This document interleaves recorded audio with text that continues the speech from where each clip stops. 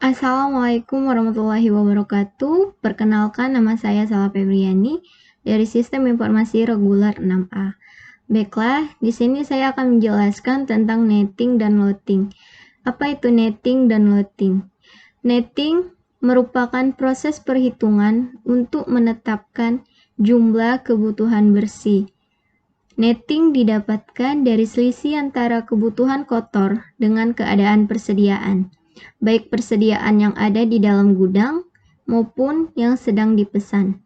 Loading, proses menentukan besarnya pesanan yang optimal berdasarkan hasil dari perhitungan kebutuhan bersih. Berikut latihan yang pertama mengenai netting. Dari peramalan diketahui bahwa permintaan independen dari pelanggan akan dilakukan pada bulan pertama sebesar 15, bulan kedua sebesar 10, bulan ketiga sebesar 40, bulan keempat sebesar 35, bulan kelima sebesar 15, bulan keenam sebesar 15, bulan ketujuh sebesar 5, dan bulan ke-8 sebesar 18. Sementara persediaan produk di gudang sebesar 25. Sehingga kita masukkan pada persediaan di tangan sebanyak 25. Berdasarkan perencanaan periode sebelumnya, pada minggu 10 akan masuk barang ke gudang sebanyak 50 unit produk. Maka pada minggu ke-10 ditetapkan pada periode ketiga, yaitu sebanyak 50 unit produk. Tentukan jumlah kebutuhan bersih dari material tersebut. Baiklah, di sini saya akan menjelaskannya. Telah disebutkan bahwa persediaan di tangan sebesar 25. Pada periode pertama kita membutuhkan 15 unit. Sehingga persediaan di tangan pada periode pertama sebesar 10 unit. Kemudian pada periode kedua kita membutuhkan sebesar 10 unit. Sehingga persediaan di tangan pada periode kedua telah habis. Lalu minggu 10 di mana pada periode ketiga telah terisi sebanyak 50 unit. Dan pada saat itu kebutuhan pada periode ketiga membutuhkan sebesar 40 unit. Sehingga persediaan di tangan tersisa 10 unit. Pada periode keempat kita membutuhkan sebesar 35 unit. Sedangkan persediaan di tangan telah habis. Kita mendapatkan kebutuhan bersih pada periode keempat sebesar 25 unit. Dari selisih kebutuhan kotor pada periode keempat dan persediaan tangan pada periode ketiga. Selanjutnya, pada periode kelima, kita membutuhkan sebesar 15 unit. Sedangkan persediaan di tangan telah habis. Sehingga kita mendapatkan kebutuhan bersih pada periode kelima sebesar 15 dari selisih kebutuhan kotor pada periode kelima dan persediaan tangan pada periode keempat. Lalu pada periode keenam kita membutuhkan sebesar 15 unit. Sedangkan persediaan di tangan telah habis. Sehingga kita mendapatkan kebutuhan bersih pada periode ke-6 sebesar 15 unit.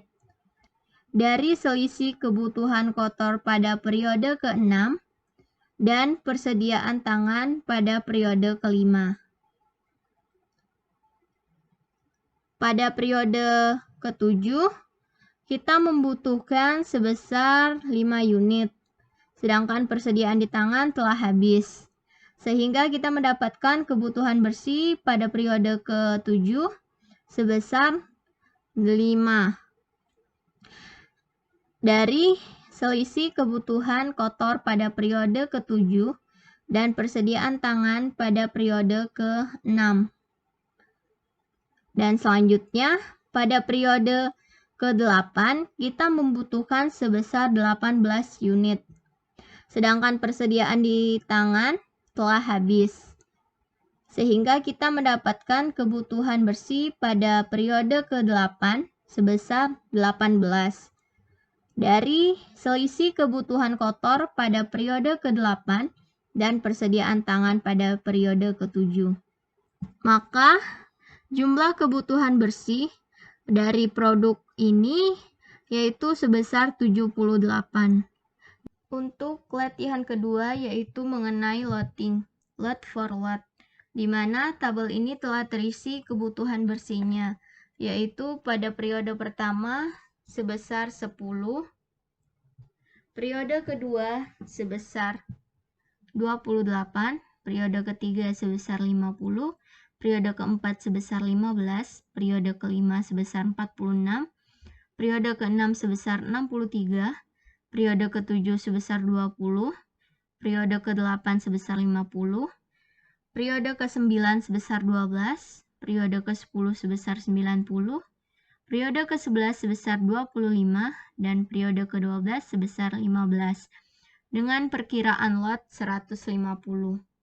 Sehingga pada periode pertama, kebutuhan bersih 10, dengan ukuran lot 150, maka persediaan pada periode pertama yaitu 140.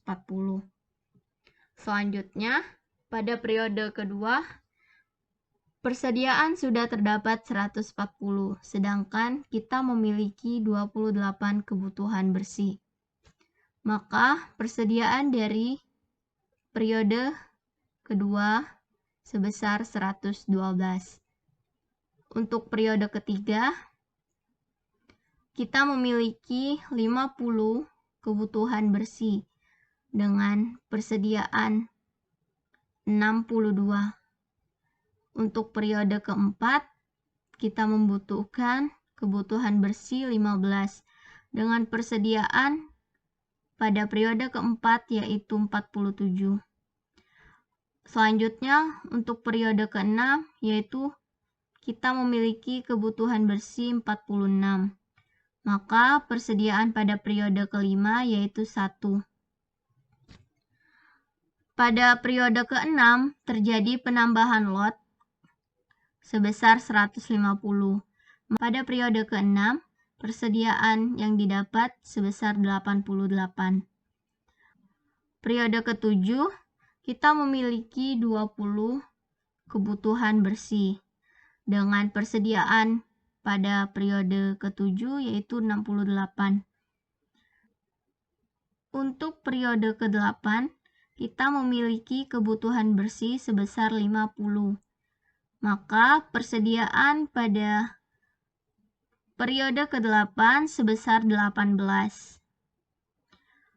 Selanjutnya, untuk periode ke-9 kita memiliki kebutuhan bersih sebesar 12 dengan persediaan pada periode ke-9 sebesar 6.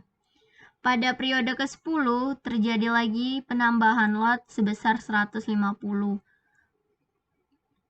Dan kita memiliki kebutuhan bersih sebesar 90. Maka pada periode ke-10 persediaannya 66. Pada periode ke-11 kebutuhan bersihnya yaitu 25. Maka persediaan pada periode ke-11 yaitu 41.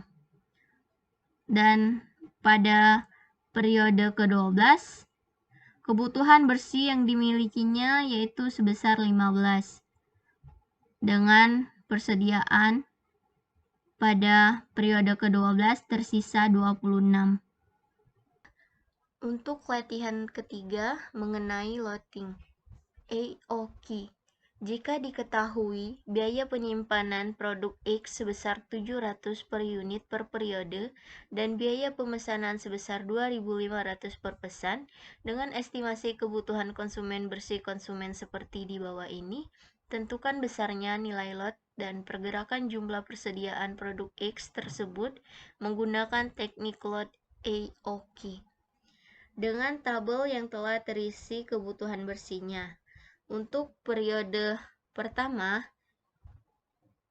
sebesar 30, periode kedua sebesar 24, periode ketiga sebesar 0, periode keempat sebesar 28, periode kelima sebesar 54, periode keenam sebesar 23, periode ketujuh sebesar 10, periode ke-8 sebesar 15, periode ke-9 sebesar 29, periode ke-10 sebesar 45, periode ke-11 sebesar 26, dan periode ke-12 sebesar 40.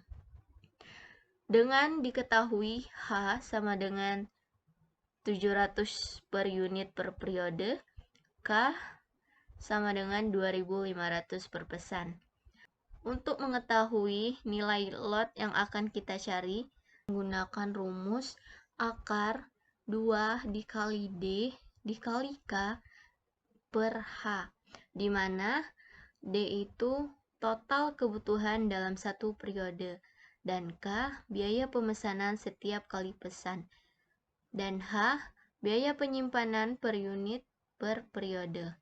Maka hasilnya akar 2 dikali 324 dikali 2.500 dibagi 700. Dapatlah hasilnya 48. Setelah mengetahui nilai lot dari produk tersebut, maka kita masukkan ke dalam tabel berikut dengan ukuran lot 48. Pada periode pertama, kebutuhan bersih sebesar 30 dengan ukuran lot 48, maka persediaan pada periode pertama yaitu sebesar 18.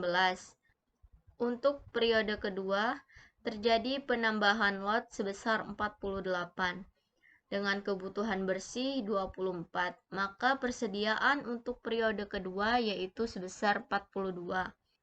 Untuk periode ketiga, kebutuhan bersih sebesar 0 dengan persediaan 42. Periode keempat, kebutuhan bersihnya sebesar 28 dengan persediaan pada periode keempat sebesar 14. Selanjutnya, pada periode kelima terjadi penambahan lot sehingga menghasilkan persediaan pada bulan kelima sebesar 8.